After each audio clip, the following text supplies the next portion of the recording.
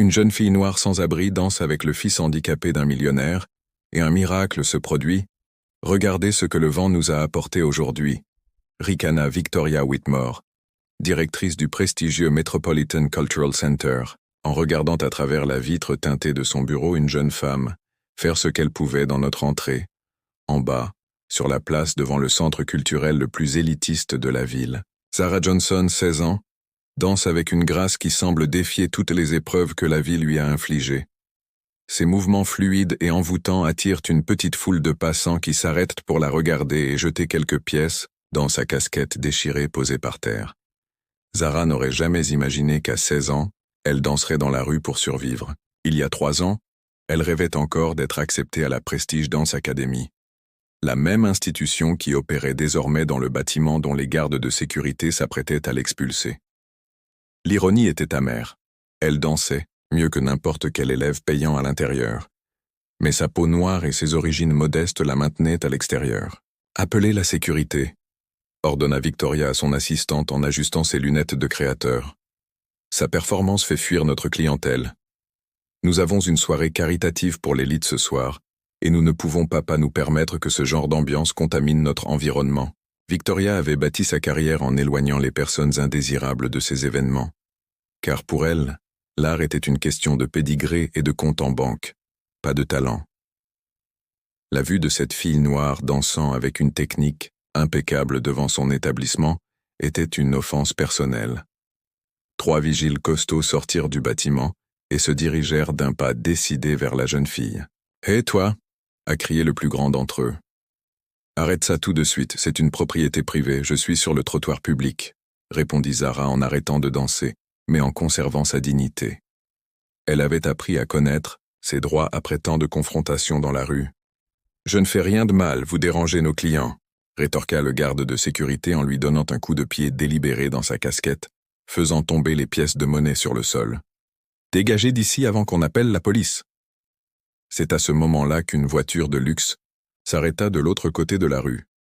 James Patterson, un magnate de l'immobilier, emmenait son fils de 12 ans, Marcus, à une séance de kinésithérapie.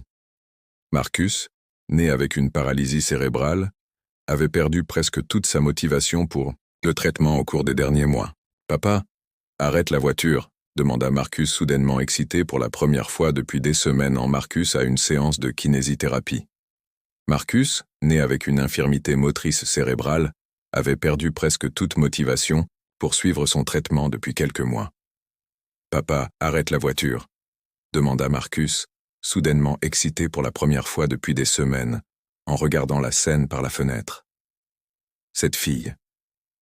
Elle danse comme l'ange, que maman décrivait avant de partir. James arrêta la voiture et ils regardèrent tous les deux Zara ramasser ses pièces par terre, avec une dignité qui impressionna même cet homme d'affaires endurci, qui avait passé les 2 dernières années à essayer de donner un sens à sa vie après avoir perdu sa femme dans un accident, alors qu'elle s'occupait de Marcus, et à lutter contre une dépression grandissante. « Pourquoi sont-ils si méchants avec elle, papa ?» demanda Marcus, ses petites mains pressées contre la vitre malgré ses limitations physiques. Le garçon avait une sensibilité émotionnelle aiguë qui surprenait souvent les adultes, mais ce qui attira vraiment l'attention de Marcus, ce fut la façon dont Zara se leva, regarda directement les agents de sécurité et murmura quelque chose qui les fit tous reculer légèrement, comme s'ils avaient entendu quelque chose qui les avait profondément troublés. « Qu'est-ce qu'elle a dit ?» murmura Marcus intrigué. Zara avait murmuré. « Vous vous souviendrez de moi un jour, vous regretterez de ne pas m'avoir traité avec respect. » Mais il y avait autre chose dans ses yeux, une détermination qui suggérait qu'elle ne proférait pas une menace en l'air mais une promesse calculée. Alors qu'elle s'éloignait avec ses maigres possessions, son regard croisa brièvement celui de Marcus à travers la vitre de la voiture. Quelque chose d'indéfinissable passa entre eux, une connexion qu'aucun d'eux ne pouvait expliquer, mais qu'ils ressentaient tous deux profondément. C'était comme s'ils se reconnaissaient, comme des âmes blessées par les préjugés et l'abandon. Marcus avait passé sa vie à être regardé avec pitié ou malaise à cause de son état. Zara avait passé sa vie à être regardée avec suspicion ou mépris à cause de sa couleur et de sa situation. En cet instant bref, ils virent tous deux en l'autre quelque chose qu'ils trouvaient rarement authentique. L'acceptation. Victoria Whitmore, qui observait toute la scène depuis sa fenêtre, sourit avec satisfaction. « Problème résolu », murmura-t-elle, sans se rendre compte qu'elle venait de commettre la plus grande erreur de sa carrière. Elle ne pouvait pas imaginer que dans quelques semaines, la même fille qu'elle venait d'humilier serait au centre d'un revirement qui ébranlerait les fondations de son institution prestigieuse. À ce moment de défaite apparente, Zara gardait un regard serein qui révélait quelque chose de troublant. Elle ne semblait pas surprise par l'humiliation, comme si elle savait déjà que quelque chose comme ça allait arriver et qu'elle y était préparée d'une manière ou d'une autre. Plus que cela, son calme avait quelque chose de calculateur qui suggérait que ce n'était pas une humiliation fortuite, mais une pièce d'un puzzle beaucoup plus grand. En s'éloignant, Zara passa la main sur le téléphone portable dans sa poche, un appareil étonnamment sophistiqué pour quelqu'un dans sa situation. Pendant une fraction de seconde, ses doigts s'attardèrent sur l'écran, comme si elle s'apprêtait à passer un appel important, mais elle secoua la tête et rangea le téléphone. « Pas encore », murmura-t-elle pour elle-même. « Si cette histoire de préjugés et de détermination vous a touché, n'oubliez pas de vous abonner à la chaîne, car ce que vous allez découvrir sur les liens improbables et le pouvoir transformateur de l'art va complètement changer votre perspective sur ceux qui méritent vraiment d'être sur la scène de la vie. » 3 jours s'étaient écoulés depuis cette humiliation, mais James Patterson ne pouvait oublier cette scène. Marcus avait posé des questions sur la danseuse tous les jours, et l'homme d'affaires avait décidé de suivre son instinct paternel. « Un monsieur Patterson, c'est fou », objecta Harrison, son assistant, alors qu'il cherchait Zara dans les rues du centre-ville. « Vous ne connaissez pas cette fille. » Mais James avait pris sa décision. Après 2 heures de recherche, ils trouvèrent Zara qui dansait sur une autre place. Marcus poussa un cri de joie lorsqu'il la vit et James arrêta la voiture sans hésiter. « C'est toi la danseuse », dit James en s'approchant d'elle avec Marcus dans son fauteuil roulant. « Mon fils n'a pas arrêté de parler de toi. » Zara s'arrêta, d'abord méfiante mais quelque chose dans le regard sincère de James et le sourire radieux de Marcus la détendit. « Ton père a l'air gentil », dit-elle en s'adressant à Marcus. Contrairement à ces hommes méchants dans le bâtiment, chic. « Ils ont été cruels avec toi, » répondit Marcus d'une voix empreinte d'une maturité impressionnante. Papa était très en colère. James fit une proposition inattendue. « Que diriez-vous de dîner chez nous ce soir ? Marcus adorerait te regarder danser dans notre jardin pendant le dîner à la maison. » Marcus était complètement enchanté par Zara, qui adaptait ses mouvements pour qu'il puisse participer depuis son fauteuil. James regardait avec admiration son fils rire, comme il ne l'avait pas entendu depuis la mort de sa femme. Mais c'est lors d'une conversation privée que Zara lui en a dit plus sur elle-même. « Où as-tu appris à danser comme ça ?» demanda James. « Ma mère était ballerine », répondit Zara, une ombre passant sur son visage. « Oui, elle a obtenu une bourse pour la Prestige Academy, dans le même bâtiment où j'ai été expulsé, mais quand ils ont découvert qu'elle était enceinte de moi, des gens comme Victoria Whitmore ne croient pas que les filles noires méritent une seconde chance. » James sentit son cœur se serrer. Victoria Whitmore, la directrice, celle-là même qui avait détruit les rêves de sa mère avant même qu'il ne soit né. Sa mère était morte quand il avait 13 ans, se reprochant toujours de ne pas avant même que je naisse. Ma mère est morte quand j'avais 13 ans, se reprochant toujours de ne pas avoir été assez bonne. C'est à ce moment-là que James a commencé à comprendre la sérénité calculée dans les yeux de Zara. Ce n'était pas juste une adolescente des rues, c'était quelqu'un qui avait un compte à régler. Pendant ce temps, Victoria Whitmore mettait en place des mesures de sécurité pour éloigner les éléments indésirables de son établissement. Elle avait engagé des agents de sécurité supplémentaires et installé des caméras de reconnaissance faciale programmées pour identifier Zara. « Nous ne pouvons pas laisser ce genre de situation se reproduire », déclara Victoria. « Notre réputation dépend du maintien de certaines normes. » Ce que Victoria ignorait, c'est que ces mesures étaient surveillées. Zara avait passé 3 ans non seulement à survivre, mais aussi à acquérir des compétences qu'une fille dans sa situation ne devrait pas avoir. « Tu es très intelligente », lui dit son oncle Marcusa. Le petit Marcus fit remarquer lors d'une visite régulière au manoir. « Tu as le même nom qu'un prince guerrier. » Zara sourit mystérieusement. « Ton oncle a raison. Et les guerriers ont toujours un plan. » Elle montra ensuite à James quelque chose de choquant. Un dossier contenant des documents, des photos et des enregistrements sur Victoria Whitmore, rassemblés au cours des 2 dernières années. « Comment as-tu eu accès à tout ça ?» demanda James en feuilletant des contrats suspects et des documents financiers douteux. « Des gens invisibles voient et entendent beaucoup de choses », répondit Zara de manière énigmatique. « Certains sont très doués en informatique. La vérité était encore plus impressionnante. Zara était en contact avec des hackers militants spécialisés dans la dénonciation des injustices sociales. Sa capacité à passer inaperçue avait fait d'elle une source précieuse d'informations sur les institutions discriminatoires. Pendant ce temps, Marcus faisait des progrès extraordinaires. La joie qu'il éprouvait lors de ses séances de danse avec Zara se traduisait par des améliorations motrices qui impressionnaient les médecins. « C'est comme si elle était une thérapeute née », remarqua le docteur Williams. « Les résultats sont presque miraculeux. » Alors que tout le monde célébrait les progrès de Marcus, Zara achevait quelque chose d'encore plus grand. Elle avait découvert que Victoria n'avait pas seulement détruit les rêves de sa mère, mais qu'elle avait systématiquement refusé toute opportunité à des dizaines de jeunes talents, faisant de son établissement un club exclusif réservé à l'élite blanche. Elle en avait désormais la preuve, et mieux encore, elle avait un plan. Lorsque Victoria renforça la sécurité en traquant activement tous les fauteurs de troubles, tout le monde pensa que Zara serait contrainte de battre en retraite, comme une jeune femme noire de plus qui savait rester à sa place. Mais ceux qui observaient la situation de près remarquèrent que la pression exercée par Victoria ne repoussait pas Zara, mais lui fournissait au contraire la preuve ultime de la discrimination systématique dont elle avait besoin pour mettre en œuvre un plan qui allait tout changer pour toujours. Le soir de la soirée caritative pour l'élite était arrivé. Victoria Whitmore circulait dans le hall principal du Metropolitan Cultural Center, recevant les compliments des donateurs millionnaires et des politiciens influents.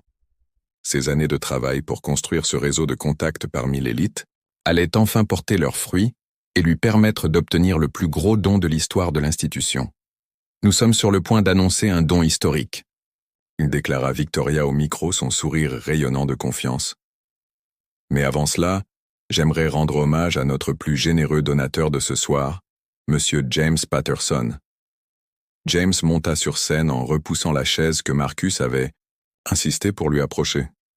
Le public applaudit poliment, ignorant ce qui allait se passer. « Merci, Victoria », commença James d'une voix qui résonna dans toute la salle. « Avant de parler des dons, j'aimerais vous raconter une histoire sur le vrai talent et la discrimination systématique. » Victoria sentit un frisson lui parcourir l'échine. Quelque chose n'allait pas chez James. Il y a quelques semaines, mon fils et moi avons été témoins d'une jeune femme extraordinaire se faire humilier par les agents de sécurité de cette même institution, poursuivit James alors que la salle était plongée dans le silence. Une jeune fille noire de 16 ans dont le seul crime était de danser avec une grande maîtrise technique sur un trottoir public. Victoria est devenue livide. Elle a essayé de s'approcher du micro, mais James l'a arrêtée d'un regard sévère. « Mais l'histoire devient encore plus intéressante », a poursuivi James. « Nous avons découvert que cette jeune femme est la fille de Sarah Johnson, une brillante danseuse qui s'est vue retirer sa bourse il y a 17 ans par l'assistante de Victoria, Whitmore, parce qu'elle était enceinte. » Un murmure a parcouru l'auditoire. Victoria a tenté d'interrompre James. James s'est inapproprié, tout à fait inapproprié. James rit amèrement. « Vous savez ce qui est inapproprié ?» Un écran géant descendit derrière la scène affichant des documents, des emails et des enregistrements. La première image était une lettre de 2007 signée par Victoria annulant la bourse de Sarah Johnson avec la justification suivante: « Les femmes enceintes ne correspondent pas au profil d'excellence que notre institution représente. » Le public était sous le choc. Victoria tenta de se défendre. « C'était il y a longtemps. Les politiques ont changé. Nous avons changé. On changé, » a insisté James. Il appuya sur une télécommande et l'écran afficha une série de lettres récentes, toutes signées par Victoria, refusant systématiquement des bourses à de jeunes étudiants noirs et latino-américains, toujours avec des justifications vagues concernant l'adéquation culturelle et les normes institutionnelles. Au cours des 5 dernières années, a poursuivi James, Victoria Whitmore a refusé 47 bourses à des jeunes noirs qualifiés, tout en approuvant des étudiants blancs ayant des notes inférieures. La preuve la plus accablante vint ensuite. Un enregistrement audio de Victoria s'adressant à son conseil d'administration, où elle disait clairement « Nous devons maintenir nos normes. Nous ne pouvons pas laisser cette institution devenir un projet social pour des personnes inadéquates. » La salle a éclaté en murmures indignés. Les journalistes présents ont commencé à prendre frénétiquement des notes. Marcus, depuis son fauteuil roulant, a saisi le micro. Zara m'a appris que la danse n'a pas de couleur. Elle m'a fait « remarcher ?» Mais vous l'avez renvoyée parce qu'elle est noire. La brutalité et la simplicité des mots d'un enfanton frappaient l'auditoire comme un coup de poing. Victoria a désespérément tenté de se justifier.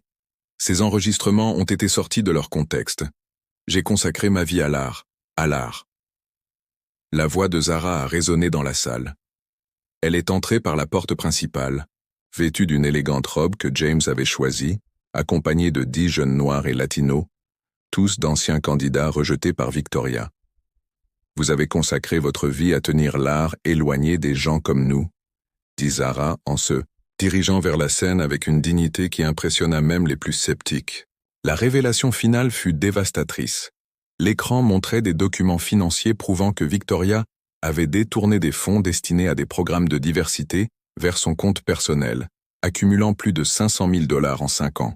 Non seulement vous avez systématiquement discriminé, a déclaré James, mais vous avez volé l'argent destiné aux communautés mêmes que vous avez exclues. Victoria s'est effondrée sur une chaise, réalisant que sa carrière et sa réputation étaient complètement détruites.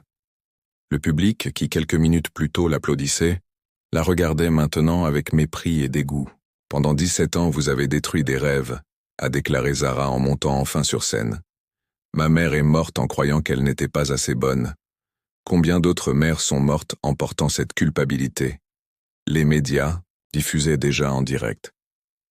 Victoria Whitmore raciste est devenue un sujet tendance mondiale en quelques minutes. J'aurais pu me pas assez bonne. Combien d'autres mères sont mortes en portant cette culpabilité? Les médias diffusaient déjà en direct. Victoria Whitmore raciste est devenue un sujet tendance mondiale en quelques minutes. J'aurais pu prendre une cruelle revanche, a conclu Zara, mais j'ai choisi de révéler la vérité et de créer de réelles opportunités. À partir d'aujourd'hui, ce centre aura de nouveaux propriétaires et une nouvelle mission. L'art véritable, pour tous. James a annoncé qu'il rachetait le Metropolitan Cultural Center et le transformait en Sarah Johnson Institute for Inclusive Arts, avec Zara comme plus jeune directrice artistique de son histoire. Victoria fut escortée hors du bâtiment par les mêmes agents de sécurité qui avaient humilié Zara quelques semaines plus tôt.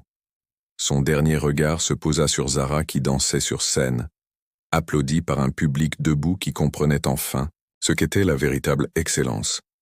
À mesure que les révélations s'accumulaient et que les masques tombaient, une nouvelle réalité prit forme dans la salle, telle une symphonie retrouvant enfin son harmonie après des années de notes discordantes, prouvant que la véritable grandeur ne connaît ni couleur de classe sociale ou de limitation imposée par ceux qui craignent le talent authentique. 6 mois après la nuit qui a détruit Victoria Whitmore, Sarah Johnson se tenait sur la scène principale du Sarah Johnson Institute for Inclusive Arts, rebaptisé depuis, dirigeant une répétition de 50 jeunes de toutes les ethnies et de toutes les classes sociales. Son programme de bourse d'études complet avait attiré des talents de tout le pays, transformant une fois de plus l'institution en une référence mondiale en matière d'inclusion artistique.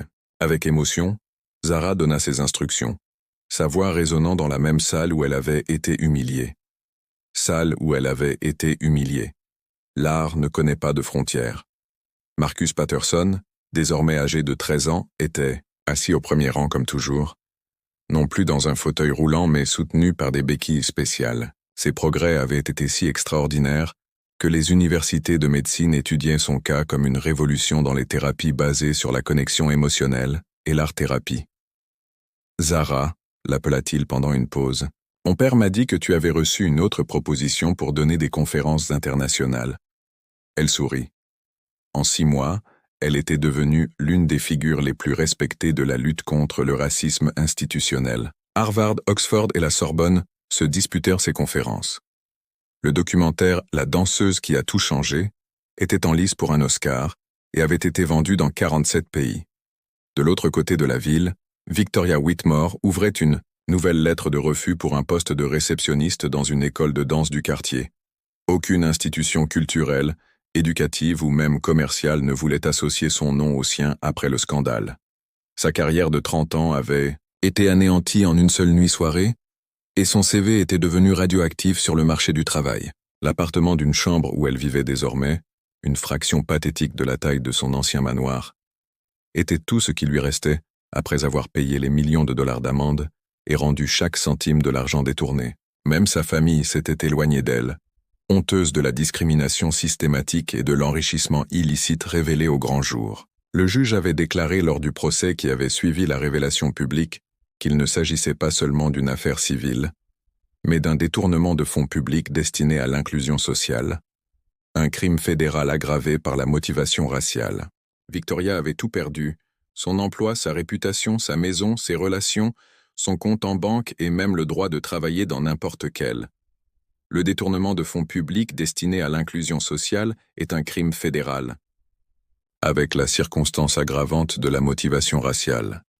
Victoria avait littéralement tout perdu, son emploi, sa réputation, sa maison, ses relations, son compte en banque et même le droit de travailler dans tout domaine lié à l'éducation ou à la culture pendant les 10 prochaines années. Même ses anciens collègues de l'élite culturelle traversèrent la rue pour l'éviter, faisant semblant de ne pas la reconnaître.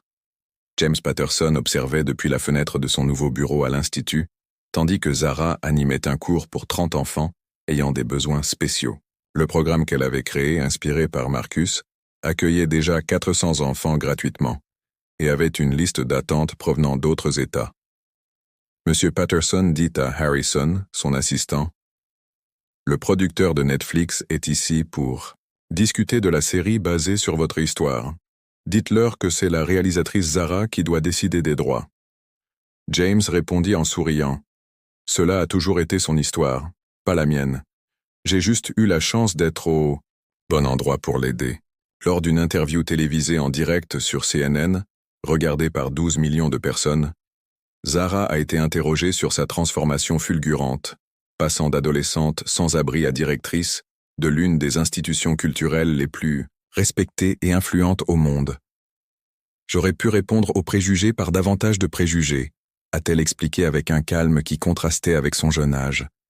J'aurais pu riposter par la cruauté, la destruction personnelle, ou même la violence. Mais j'ai réalisé que la meilleure vengeance n'est pas de détruire ceux qui vous ont fait du mal. Cessez de construire quelque chose de si grand et de si transformateur qu'ils réalisent exactement ce qu'ils ont perdu en vous sous-estimant. » Le journaliste lui a demandé spécifiquement si elle éprouvait de la satisfaction face à la chute de Victoria Whitmore. Elle a répondu « Elle a essayé de m'effacer de l'histoire, mais c'est elle qui a fini par être effacée par l'histoire qu'elle essayait de contrôler. » Zara a répondu sans aucune amertume dans la voix. « Je suis désolé pour elle, car elle a passé toute sa vie à croire qu'elle valait plus que les autres simplement parce qu'elle était née avec des privilèges.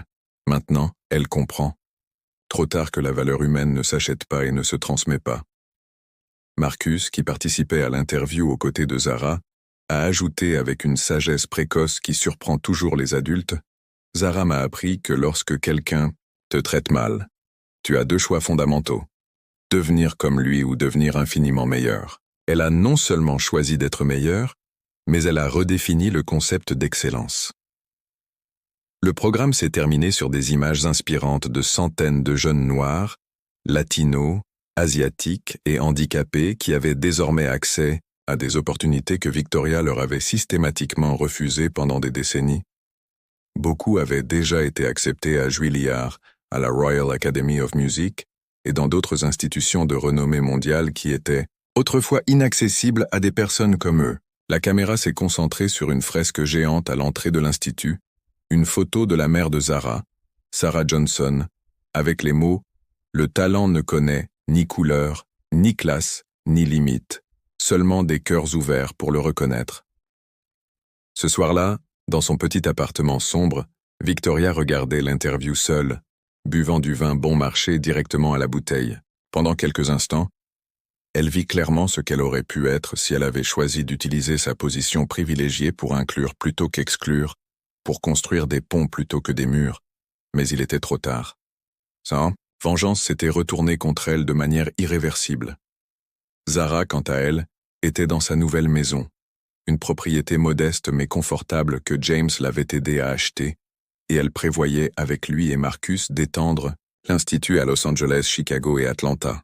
À 17 ans, elle avait transformé sa douleur en objectif, son exclusion en inclusion radicale, son humiliation en source d'inspiration pour des dizaines de milliers de jeunes à travers le monde. Savez-vous quelle a été la plus grande erreur de Victoria? Demanda Zara alors qu'ils examinaient les contrats pour les nouvelles succursales de l'Institut. Laquelle? Demandèrent James et Marcus simultanément, toujours curieux des réflexions profondes de la jeune femme. Elle pensait me connaître pour ce que j'étais en apparence. Elle n'avait jamais imaginé qu'une jeune fille noire sans abri pouvait avoir l'intelligence, les relations et surtout la force émotionnelle nécessaire pour la battre à son propre jeu, et transformer cette victoire en quelque chose qui profiterait à des milliers d'autres personnes comme moi. La véritable vengeance de Zara n'avait pas été d'humilier Victoria publiquement, mais de prouver de manière définitive et irréfutable que le talent, la dignité et la valeur humaine ne dépendent pas de la couleur de peau, de la classe sociale, des origines familiales ou du compte en banque. Elle avait transformé le centre culturel qu'il avait brutalement rejeté en symbole le plus puissant et le plus respecté de l'inclusion, de l'excellence artistique démocratique et de la justice sociale dans l'hémisphère occidental. 3 ans plus tard, Victoria Whitmore vivait toujours seule et travaillait à temps partiel dans un grand magasin, tandis que Zara faisait la couverture du magazine Time comme l'une des 100 personnes les plus influentes au monde. L'Institut s'était étendu à 12 villes et avait déjà transformé la vie de plus de 10 000 jeunes. Victoria a tenté d'effacer Zara Johnson de l'histoire, mais a fini par être complètement effacée par elle. Zara a appris que la meilleure vengeance n'est pas de rendre le mal qui vous a été fait, mais d'atteindre un succès si extraordinaire et transformateur que vos ennemis se rendent compte qu'en vous sous-estimant et en essayant de vous détruire, ils ont perdu à jamais la chance d'être du bon côté de l'histoire et de l'humanité.